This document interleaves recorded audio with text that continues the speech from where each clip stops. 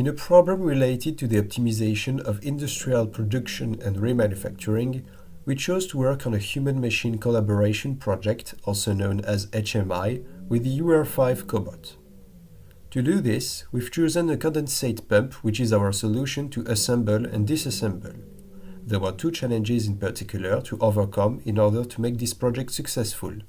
The first was to find a way to attach this pump in one direction and its reverse so that there will be no offset movement during an operation. Several solutions exist on the market, such as a rail system. But considering the possibilities correlated to our constraints, we decided to go with an embedment between 3 to 4 metal brackets. For the reverse position, we modeled and printed specific pillars that fit with the shape of the object. The whole thing is fixed on a wooden table that is itself blocked with clamps. Here you can see the transition of the piece directly put upside down.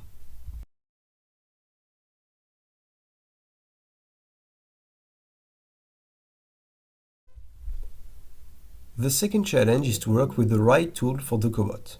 For screwing or unscrewing tasks, there are specific robotic hands designed for this and sold by manufacturers.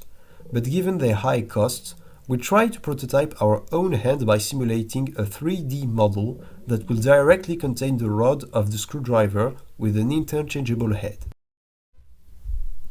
Here you can see what the cobot's work would look like at reduced speed.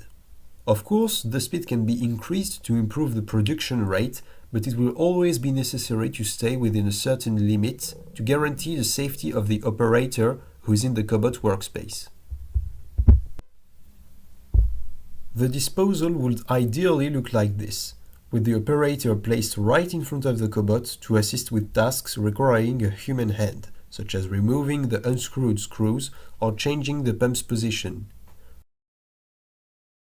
The goal of this project is not to replace human workers, but to assist them in potentially painful tasks while improving productivity. Thanks for your attention.